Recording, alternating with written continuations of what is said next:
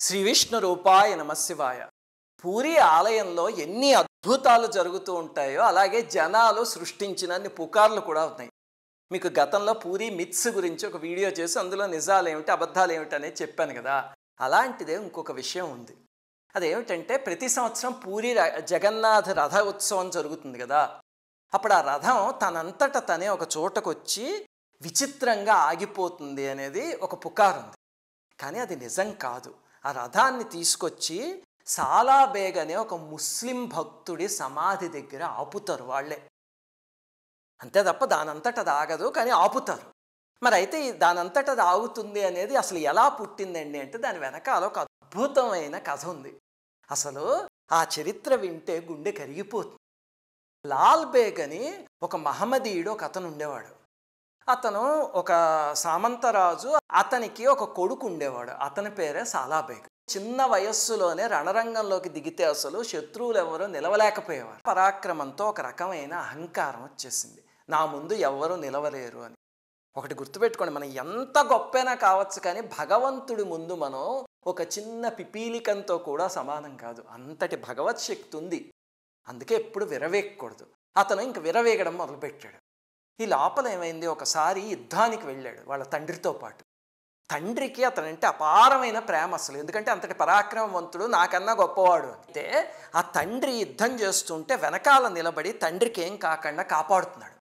ఈ లోపల వెనక నుంచి ఎవరో వచ్చి కత్తితో తల మీద ఒక్కటేశారు. వేసేసరికి దాంతో తల రెండు కింద చిట్లిపోయి యుద్ధరంగంలో పడిపోయాడు.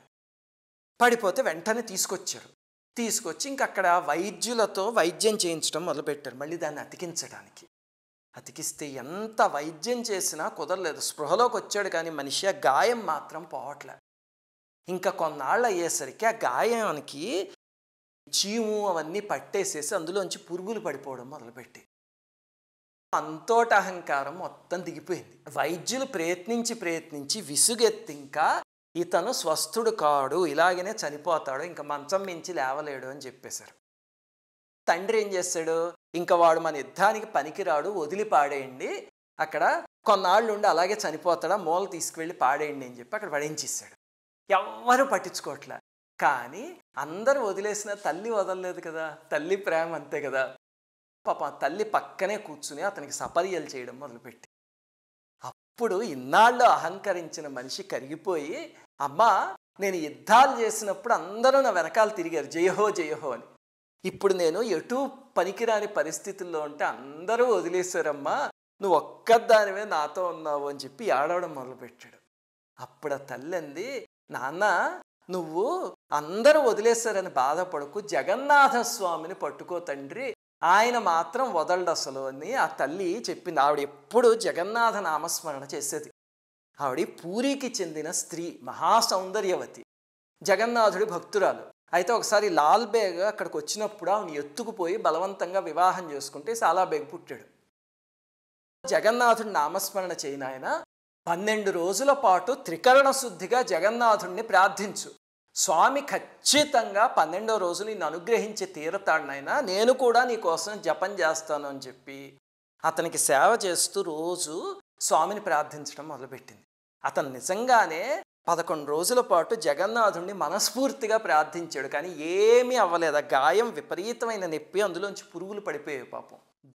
అతనికి ఇంకా బాధ వచ్చేసి 11వ రోజు రాత్రి, అమ్మ అందరూ వదిలేస్తే నువ్వు జగన్నాథుడి కాళ్ళు పట్టుకోమన్నావు, నేను పట్టుకున్నాను, చివరికి స్వామి కూడా వదిలేసాడమ్మా, నేను ఎవ్వరికి పనికిరాని మనిషిని, చచ్చిపోతాను నేను అన్నాడు.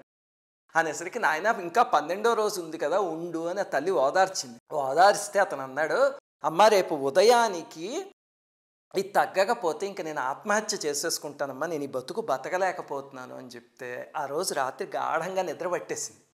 కల్లో జగన్నాథ ప్రభు కనిపించి అతనికి విభూతి ఇచ్చి, ఈ విభూతి నీ దెబ్బ ఎక్కడుందో అక్కడ అద్దుకో, నీకు తగ్గిపోతుంది అని చెప్తే అతను కల్లోనే అలా అద్దుకున్నాడు. స్వామి ఇచ్చి ఇంకా అద్దుకో అని చెప్పి అతని చేత అక్కడ అద్దిచ్చారు. ఉదయం నిద్ర లేవగా అని తల్లికి అది చెప్పాడు. చెప్పేసరికి కళ ఏమో అని చూస్తే మంచం అంతా విభూతి, ఇక్కడేమో ఇంత విభూతి అద్దుంది.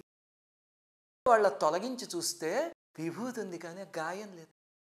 అసలు అతని ఆనందాన్ని మాటల్లో చెప్పలేము.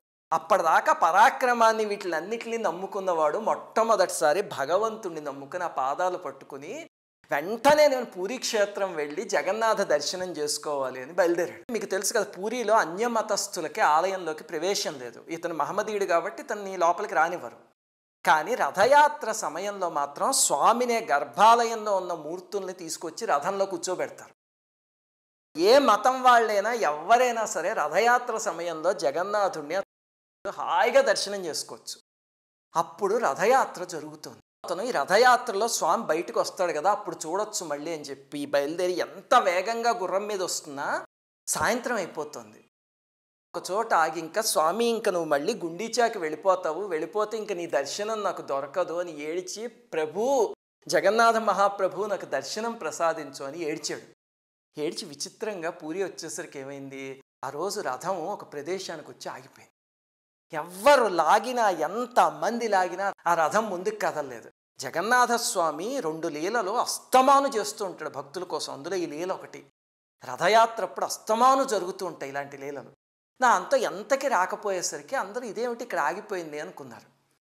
అప్పుడు అతను వచ్చి, స్వామి నా కోసం ఆగావా అని తనివి తీరా స్వామిని దర్శించుకుని తన తలావి స్వామికి చూపించుకుని, నీ దయ వల్లే నేను మళ్ళీ ఇలా అయ్యాను అని పొంగిపోయి ఆ రథం తాడిని పట్టుకున్నాడు. మళ్ళీ రాగితే రథం కదిలింది అంతే విచిత్రంగా. అప్పుడు సాలాబేగ్ కోసమే భగవంతుడు ఆ ప్రదేశంలో ఆగాడు అని జనానికి అర్థమైంది.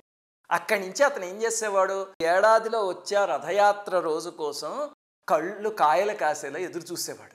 ఆ రోజు రాగానే మళ్ళీ రావడం, స్వామి బయటకు వచ్చాక దర్శనం చేసుకోవడం, అలాగా స్వామి దర్శనంలో తరించిపోయాడు.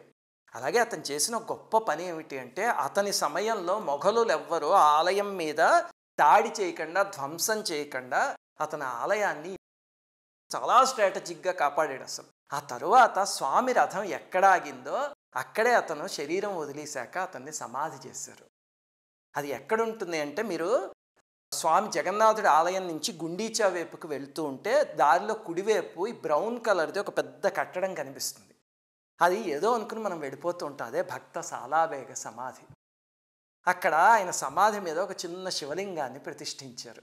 ఇప్పటికి కూడా జగన్నాథ రథయాత్ర జరుగుతూ ఉంటే తీసుకువచ్చి సాలాబేగ సమాధి దగ్గర రథాన్ని ఆపుతారు ఒకసారి. ఎందుకంటే ఆ సంఘటనకు గుర్తుగా, అది జరిగిన సంఘటన, అంతేకాని దానంతటా దాగదు, వాళ్ళే ఆపుతారు.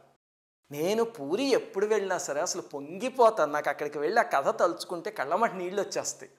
అలాగే అక్కడ చిన్న జగన్నాథుడు ఉంటాడు, ఇదిగో ఈ ఫోటోలో చూపిస్తుంది. నాకు ఆయన ఒకడు చాలా ఇష్టం. నేను పూరి నుంచి వచ్చాక ఇంటికి ఒక పెద్ద ఆయన వచ్చారు. ఆయనకి నేను ఏవో పూరి యాత్ర ఫోటోలు చూపించండి అని అడిగితే చూపిస్తూ ఉంటే, ఇది చూసి, మీరు జగన్నాథుడు ఆలయానికి వెళ్ళారు బాగానే ఉంది, కానీ ఒక ముస్లిం సమాధి దగ్గరికి వెళ్ళి ఆగడం నాకేం నచ్చలేదండి. మీరు రోజు అనుష్ఠానం ఇవన్నీ చేసుకుంటూ సంధ్యావందనం అవి అన్నాడు. అనేసరికి నేను అన్నాను, ఏమండి మనం ఎంత, సాక్షాత్తు జగన్నాథ ప్రభువే అతని సమాధి దగ్గర ఆగుతాడు, ఆయనే ఆగగాలేంది మనం ఎంతండి ఆయన ముందు. మహాభక్తుడు, అలాంటి భక్తుల దగ్గర వీళ్ళు ముస్లిమా వీళ్ళు హిందువా తీసుకోకండి.